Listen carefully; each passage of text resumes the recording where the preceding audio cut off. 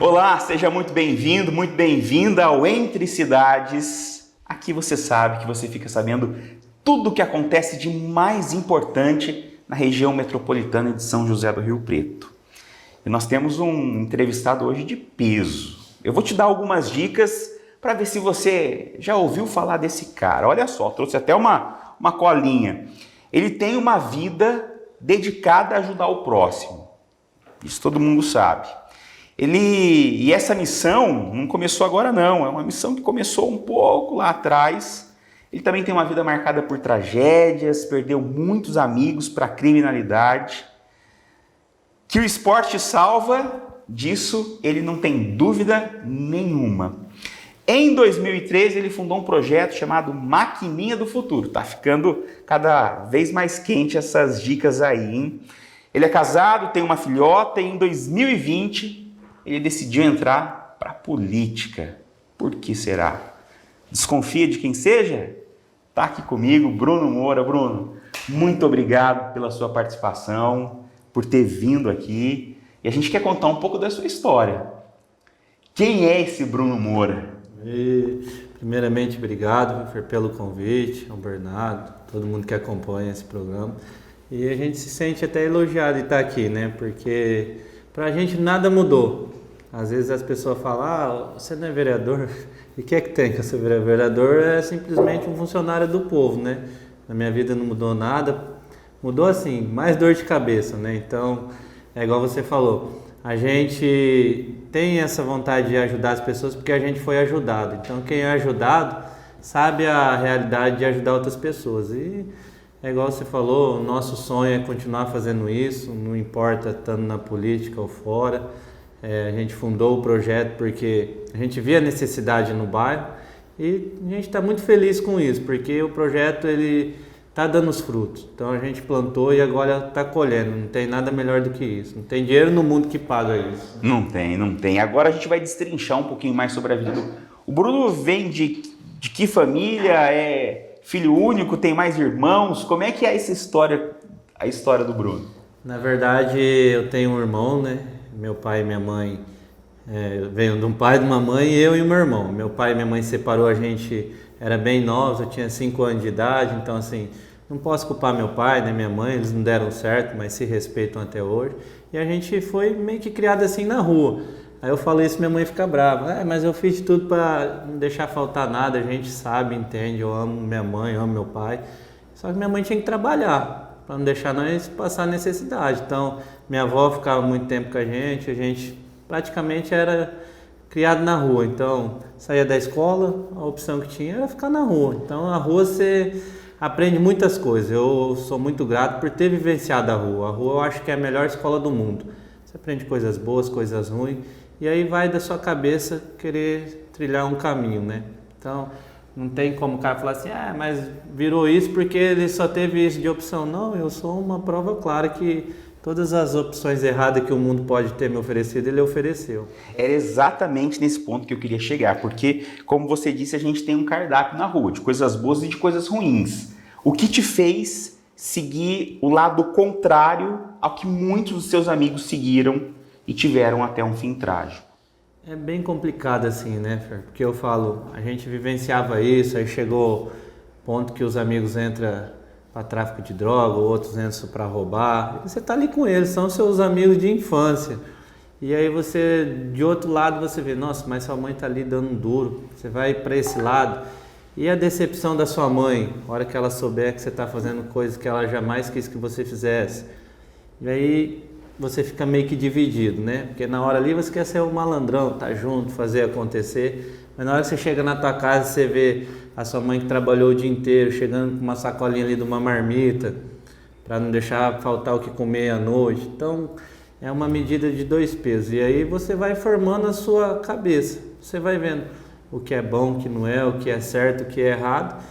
E não tem ninguém que vai falar por você, a não ser você mesmo. Não adianta, porque você tem conselhos bons e conselhos ruins. Você tem um amigo que te fala, esse mundo não é para você, e tem aquele que fica, vamos, tá na hora. Então é bem complicado, né? Eu acho que a amizade ela influencia muito, só que a sua capacidade de pensar e pensar no amanhã, ela tem que falar mais alto, né? Porque hoje eu tô aqui, vários amigos meus não estão aqui para contar isso. Né? E dói demais Sim. ver amigo da gente se perdendo assim. Sim, eu acho que é uma dor imensa quando eu paro assim e penso que não foi um, não foi dois, foi... eu já perdi uns 10 amigos aí pro crime. E hoje eu estando nesse local que eu me encontro, poderia ter feito algo diferente para tentar ajudar eles, por isso que a gente trabalha com as crianças, para elas não passar por onde a gente já passou. Mas antes disso, foi aí que surgiu o esporte na sua vida? Era assim, com 13 anos de idade eu comecei a fazer capoeira. E a capoeira era muito discriminada também, coisa de maloqueiro, de preto. Só que não, a capoeira ela foi me colocando em outras arestas, porque lá não tem religião, não tem classe social, então você tá com um cara ali com uma qualidade de vida melhor, só que você tava com um ali que era pior que você. E ela foi me mostrando, e aí eu andava paralelo, andava na rua, só que eu não queria decepcionar também ali onde eu estava treinando. Só na capoeira. Isso. E ela foi assim, eu correndo dos dois lados e ela me deu muita oportunidade de vida. Principalmente quando eu fiz capoeira desde os meus 13 anos, com 18 anos eu tive o primeiro contato de ir para a Europa. Então, que experiência bacana. eles me levaram para lá para dar aula. Eu falava, poxa, aqui ninguém tá nem aí com isso, né? Acho que é uma coisa de tonto, sendo que eles pagou minha passagem, conheci da primeira vez 10 países. Uau, pagaram cara tudo, viajado, hein, gente? Pagaram tudo. Aí eu falava, meu Deus, aí foi quando assim eu fui dando mais credibilidade, acreditando mais. E, cara, foi assim o que me fez eu focar mesmo, sabe? E não te deu aquela vontade, vou ficar por aqui? País de primeiro mundo, aqui tá mais tranquilo. Por que eu vou voltar lá para as minhas raízes? Então, na verdade, a primeira vez a gente já recebeu um convite de ficar em Milão. Tinha já, lá eles falam de sala, né? Sala montada para ministrar aula com um salário legal de euro. Só que aí a gente já estava naquele sonho de fazer alguma coisa aqui, um projeto social, porque a gente sempre trabalhou com projeto e já tinha começado. Então, eu não quis, eu optei por ajudar aqui, né? Fazer algo acontecer, porque eu sou daqui. Eu não posso confundir a Europa com o Brasil e principalmente onde eu moro. Lá é outro mundo, aqui é o mundo que a gente Eu vive. não sei se vocês conseguem reparar pela câmera, quando ele fala isso, os olhos dele brilham assim. É impressionante. E aí veio com a vontade, aquela sementinha já estava lá no coração para fazer um projeto social. Sim. E aí, como que foi surgindo isso? Porque um projeto não começa do nada, né? Na verdade, eu comecei também a dar aula aos 16 anos num projeto, que era lá na Vila Maior, que era do IELAR, hoje é as Valquírias. A gente começou a dar aula lá, então eu era uma criança interagindo com as outras.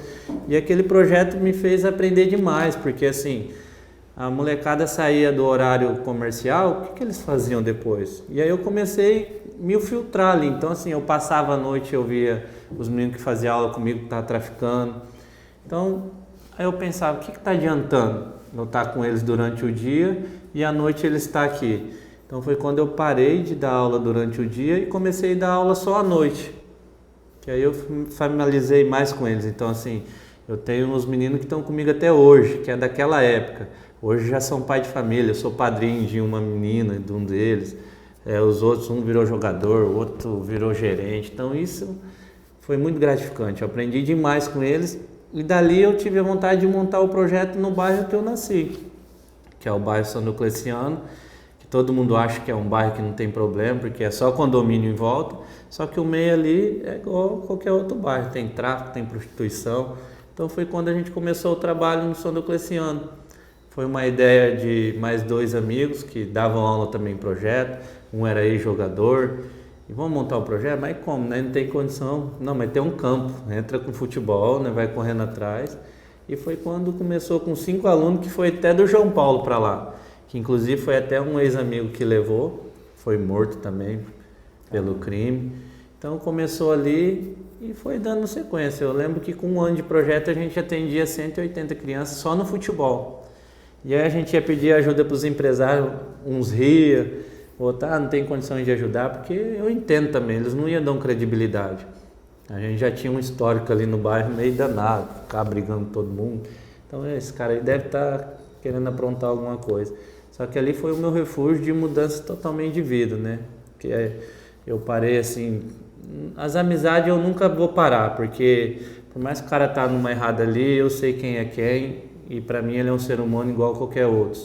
Não é porque ele mora num bairro ruim, que ele tá no crime, que ele é uma má pessoa, porque você vê pessoas aí que se diz muito boa, é mais criminoso que esse. Então, eu tenho amizade com todo mundo até hoje. A gente tem que tirar muito essa pecha, né, da cabeça de que não é a pessoa só porque ela mora num bairro que de repente é menos favorecido, as casas são mais simples, ela tá junto com outras coisas ali do bairro. E não.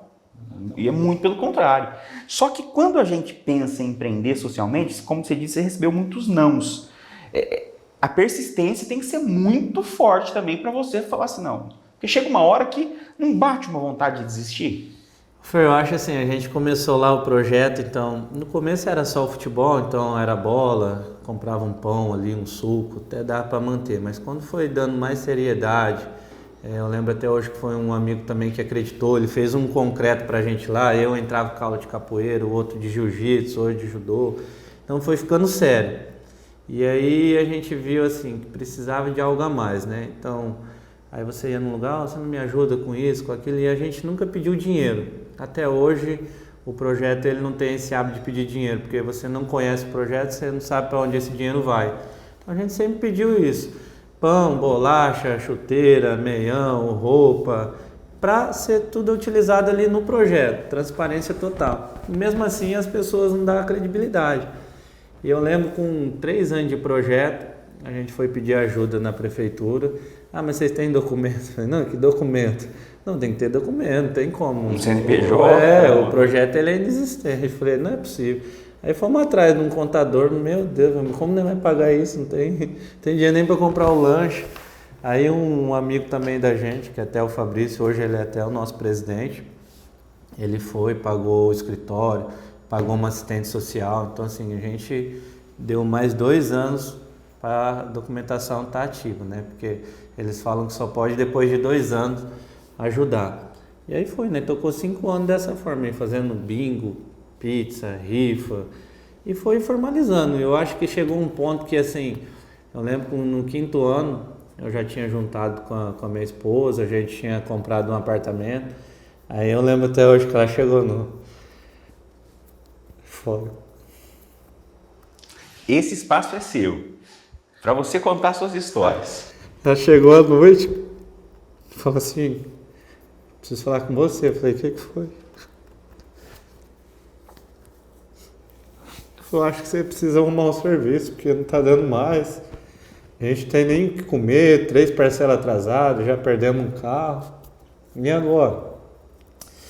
Aí eu falei, Ângela, eu não vou parar, porque se eu parar, aí vai fechar o projeto, já faz 5 anos, e eu sei que se eu não ficasse ali, eu ia pra lá 8 horas e voltar à meia-noite. Se eu sair, não vai. Ela, mas eu não aguento mais. Aí você pensa. Aí foi assim, eu lembro até hoje, foi o pior dia da minha vida, né? Porque tinha saído da casa dos meus pais, ela também da casa dos pais dela. E aí? Vou deixar a menina voltar, vou voltar à minha vida... Vou acreditar no projeto, o que a gente vai fazer? Cara, parece que foi Deus que eu voltei pro projeto, sabe? Porque eu chegava lá, era minha alegria ver aquelas molecadas lá, o que eu faço daqui agora? E aí chamaram a gente na Secretaria da Educação, que na época o IELAR tinha fechado, aí eles queriam pôr o IELAR lá com a gente. Então foi uma esperança. Nossa, aquele dia parece que assim, veio para salvar. Clareou, mas aí o que acontece? Aí, vamos pôr o projeto do IELAR lá e tal. Eu falei, não, bacana. Aí você tem a documentação, já está tudo em dia, a gente consegue pôr o teu junto. Eu falei, tudo bem, quando que vai começar isso aí? E eu lembro assim que era novembro e ia começar em janeiro. Eu falei, tem mais um mês aí para se virar, né? Então... Eu falei com ela, vai ter que aguentar mais um mês, aguentou 5 anos, não vai ser agora, né? Não, tá certo, então vamos. Ela sempre apoiou, mas é que chegou no fim do fim mesmo, né? E aí eu dava minhas aulas também, que complementar, mas não era tudo. E foi assim, ficamos mais esse mês, chegou em janeiro, a proposta que eles fizeram para colocar o IELAR, eu não aceitei, porque também não ia conduzir com aquilo que a gente queria fazer. Aí eu sei que o gestor lá falou, Bruno, eu vi que você... Falou desse jeito mesmo, eu vi que você é bem inocente, aguenta mais 6 meses, porque aí a gente consegue ajudar só uma maquininha. Eu falei, nossa, mano, mas mais 6 meses aí fudeu tudo, que eu tava achando que era agora, em janeiro. Eu lembro que já era quase Natal quando ele falou, né? Ele falou, mas aguentou até hoje. Eu falei, tá bom. Aí foi quando eu falei pra Jana, ó, vai demorar mais 6 meses. E aí nesse momento também eu recebi outro convite para voltar para a Europa dar aula. Eu falei, então eu volto para lá, ganho €1 lá, vou te mandando, né, vai se virando. Eu fiquei mais 3 meses lá dando aula, então foi complementando. Aí eu lembro que quando saiu esse convênio, foi a maior felicidade do mundo, porque assim, não porque eu ia ser remunerado, né? Porque assim, ó, a gente sonhava em dar alimentação lá, sonhava em chegar as crianças poder tomar um café da manhã. Então foi a realização isso aí para mim, quando saiu o convênio. Desculpa te interromper, mas muita gente às vezes não tem a noção de que a criança vai para a escola para se alimentar e ela vai num projeto no contraturno escolar também com a esperança, porque não tem para onde ir, a família inteira trabalhando e ali também ela precisa se alimentar, né, Bruno? Então quando a gente conhece essa realidade muito de perto, a gente passa a ver com outros olhos, né, cara? Eu vejo assim, velho, que muitas pessoas não sabem da realidade, mas a realidade ela é, cara, até você mesmo se parar para pensar, tem dia da tua vida que só você sabe o tanto que é difícil. Então hoje eu vejo as pessoas sabem criticar, só sabem te jogar contra a parede, mas ninguém vivencia o lugar do outro, né?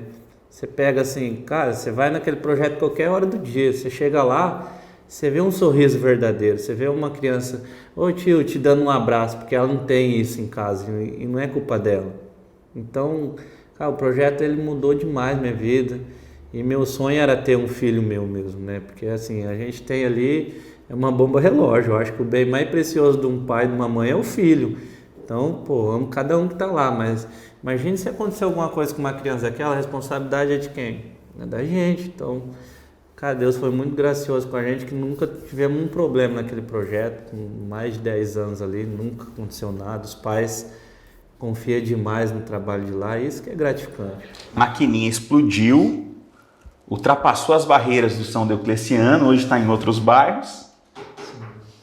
Então, do São Diocleciano tinha uma área no João Paulo, que até esse amigo finado Ronaldo tinha um sonho de abrir lá também, que era uma biqueira, e cara, a gente começou uns 7 anos atrás, mas aí era recurso próprio mesmo, a gente, graças a Deus ali no São Diocleciano enraizou, as pessoas vê o trabalho que acontece lá e foi aparecendo muitas pessoas querendo ajudar, então através desses empresários a gente foi e pegou o João Paulo, e foi uma luta lá também, porque aí entrou o lado político, a gente nem sonhava em política, e aí eles não deixavam a gente entrar lá, porque lá era reduto de fulano, de Bertano. E a gente foi fazendo nosso trabalho, né? Porque eu falo assim, onde você entra com a verdade, jamais a mentira vai tomar conta, né? E o nosso trabalho sempre foi em função de ajudar. E eu lembro na época a gente fez o que tinha que ser feito, aí veio um rapaz, lá você não vai entrar, eu vou falar com o prefeito, porque lá eu tive tantos votos. Eu falei, cara, eu não quero saber disso não olhe por causa de política. Foi uma briga assim, mas ainda continuou lá, tá até hoje. Aí do João Paulo a gente catou e foi para Santa Ana, que é a mesma coisa. São áreas que a prefeitura não consegue tomar conta e faz um chamamento público. Aí a gente entrou, pegou e a gente mesmo faz acontecer. Santa Ana também, 3 anos, depois de 3 anos, eles conveniou esse ano. Então lá agora está funcionando o contraturno, crianças tomam café, almoça, sai da escola, vai para projetos, que estão no projeto vai para a escola. Então assim, é bem gratificante. É um trabalho que eu falo assim com os professores. Não adianta eles fazerem as coisas na hora que eu aparecer lá, ou a coordenadora. Quem é o nosso patrão ali é as crianças. A gente está ali é por causa deles. Então eles têm que fazer acontecer, eles têm que dar o melhor de si para as crianças. Porque a gente quer ver umas crianças, um homem de caráter, uma mulher de caráter. A gente não quer que saia dali um medalhista olímpico. Se sair, ótimo. Mas não é esse o intuito. O intuito é fazer verdadeiros seres humanos do bem ali, né? Então é isso que dá um ênfase maior. Eu não confundo política com projeto. A gente entrou na política para ajudar o projeto. O projeto não tem que se meter em política. Mas é exatamente aí que eu quero chegar. Por mais que a gente não confunde, você leva seus valores Porque o que te fez entrar para a política, né? Enfim, você conseguiu muitos votos já na sua primeira eleição, um número grande, mas o Bruno que trabalha no projeto social leva a essência dele para a Câmara, não tem como separar, né? Foi isso que te fez entrar na política? Na verdade, Fer, a gente vê assim, ó, que a política ela é uma arte de enganar as pessoas. A gente foi muito enganado. Então a gente ajudou um cara lá, para ajudar o projeto, nada podia. Ah, espera, é amanhã. Cara, como às vezes simples assim, ó, o mato alto lá. Vamos achar aquele mato daquele tamanho, um bicho, alguma coisa, pica uma criança daquela. Então nem pediu, passa o trator aí, segura aí. A gente ia lá e pagava do bolso sem ter, para não deixar ocorrer alguma coisa. E aí foi quando apareceu o Márcio, que o Bernardo falou, o Adriano Nunes, ele muito amigo do Carlos, foi lá conversar com a gente. Ô Bruno, por que você não sai político? Eu falei, Deus me livre, não quero saber disso não, moço. Não, senão você vai ser sempre o curral eleitoral. Eu falei, mas eu não quero, eu não gosto, não tenho pretensão. Aí não, vamos conversando. Eu falei, conversar a gente conversa. Eu lembro de 2018 quando ele apareceu lá, né? E a gente na luta, tudo. Aí chegou 2019 e falou, tem uma proposta para te fazer. Eu falei, negócio de proposta aí já é tudo furado. O cara que promete, ele não cumpre, né? Eu não gosto disso não. Ele falou, não, a proposta é o seguinte, vamos entrar nisso. Se você não se corromper, a gente vai até onde tiver que ir. Eu te ajudo, vou te orientando, já tem um certo caminho aí com a política. Eu falei, então vamos embora. E aí, assim, ele foi mostrando pra gente o cenário atual. E a gente foi tentando entender. Igual você falou, a nossa essência é a gente sabe a dor das pessoas. Eu tenho dor, moço, mais que a gente já sofreu. E quando a gente aceitou isso aí, foi para ser algo diferente. Só que, assim, a política ela é bem complexa, porque hoje estando ali dentro, é difícil você entender esse sistema. Porque eu te pego e te pergunto, o cara para ele virar um padeiro, teve alguém que ensinou ele a profissão, igual o motorista. E a política, por que ninguém ensina a pessoa a virar político? A gente não é acostumado com política, né? A gente acha que política é só eleição. E não é isso, né? Porque eu faço assim, a política a gente faz dia a dia, política, dentro da sua casa, às vezes você vai sair com a sua namorada, que põe uma roupa legal, convencer ela, só que a politicagem que eles fazem que é desumana, porque eles enganam as pessoas com muita facilidade, prometem as coisas que eles mesmos sabem que não vai cumprir.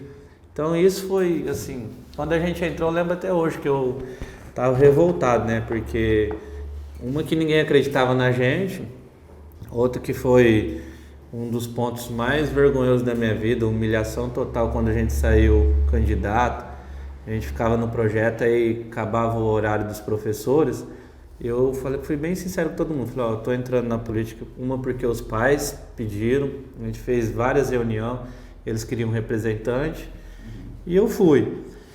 Só que assim, a gente ia pro semáforo, fazer bandeirinha, entregar panfleto. Quando os caras pegavam o papelzinho, amassavam, falavam, esse cara não tem vergonha te pagando aí pra você estar aí. Eu falava, não, meu candidato é eu. Não quero saber. Você tá nesse PSDB aí, Deus me livre. Eu falei, cara, tipo assim, eles não querem saber nem quem é a pessoa, eles já generalizam, né? E assim, eu acreditava pelas pessoas que estavam comigo, porque nenhum ganhou R$1, pelo contrário, todo mundo tinha que se virar para pôr a gasolina. Eu não via a hora de passar na casa de alguém para falar, você não quer comer aí? Porque, cara, né, o dia inteiro na rua com fome. Então, assim, cara, que situação. Foi, assim, um aprendizado gigantesco. E quando a gente foi sempre conversando, sempre fazendo reunião, um domingo sim, um domingo não, e a gente montou um batalhão ali de 100 pessoas que acreditou no propósito e fomos para cima. E aí eu lembro até hoje quando foi fazer as apuração lá que fala, né? Eu tava na casa de um amigo lá no São Cleciano, ele tava nos 50 lá, né? Todo mundo que tava ajudando. Falou, abriu quase meia-noite. A hora que falou meu nome pela primeira vez, rapaz, já fechou a rua lá, já pegaram levaram eu. Eu vou te contar uma particularidade. Eu tava acompanhando essa apuração. o cartório eleitoral. Rapaz, aí assim, eles nem quis saber se tinha ganhado ou não, já fizeram carreata na rua e tinha falado meu nome lá uma vez só. Então foi uma doidura para eles, foi assim, muito gratificante. Aí eu lembro que o cara que estava apurando falava assim, esse tal de Bruno Moura, quem é esse Bruno Moura? E toda hora ia aparecendo. Aí depois eu até brinquei com ele lá na cama. Eu falei, eu que sou esse tal de Bruno Moura aí. Então assim, foi um aprendizado e está sendo, porque ali você está em constante aprendizado, né? Levou muita porrada também, né, Bruno? Levei e levo todo dia, porque eu acho que eu não vou mudar a minha essência. O que eu tiver que te falar, eu vou te falar e não é por política que eu vou deixar de falar. Isso aí você paga um preço muito alto, porque você quer ser de verdade num lugar que a maioria é mentira. Então é isso que é complicado dentro de uma Câmara. Eu imagino que dentro de uma Alesp, dentro do cenário federal, é o sistema, né? Agora teve uma coisa muito chata que foi um atentado em 2022. Como é que você reagiu a tudo isso? Igual eu te falo, né, Fer? Quando eu vivenciava na rua no meio disso, eu tinha noção que isso aí poderia acontecer comigo, alguém passar, me dar uns tiros igual deram nos meus amigos. Agora, depois que eu estava com a minha filha, com a minha mulher, cidadão passar lá e dar uns tiros, você escutar e não poder fazer nada, você vê o desespero da sua mulher, da sua filha, aí você vê, caraca, cara, quando tava propício a isso, nada aconteceu. Agora que eu entrei num lugar ali para estar tranquilo, para continuar ajudando as pessoas, olha o que me acontece. Então é bem complicado. E o duro, que você nunca vai descobrir quem é, porque o cara bate nas tuas costas, te dá risada, meu irmão, mas você não sabe quem que é teu inimigo. Até hoje a gente não chegou numa conclusão, a polícia não chegou numa conclusão. A polícia encerrou o inquérito, né, sem provas, não tem como. Aparece uma moto lá com farol e 2 caras passam atirando. Mas a gente tem essa vontade que uma hora alguém fala uma conversa errada ou outra ali, para tentar entender o porquê. Porque se isso aí foi para nos amedrontar, para parar de ser do jeito que a gente é, não vai resolver. Incomodando você tava. Isso é uma certeza. Porque por causa disso, a gente fala o que pensa ali, o que tem que ser falado, a gente tá ali para representar quem colocou a gente lá, que foi as pessoas. Eu não tô ali para representar partido, presidente, não. Tô para representar as pessoas. E eu acho que eles não gostam muito disso. Se deixar o nosso papo, vai aqui, ó, vai longe. A gente precisa caminhar um pouquinho já para esse nosso encerramento. Mas o futuro? Alguma coisa em mente? Eu vejo assim, Fer, eu mesmo falava assim que eu não queria mais pensar nisso aqui não, né? Porque lado particular meu mesmo, se for ver, cara, é difícil aquilo ali.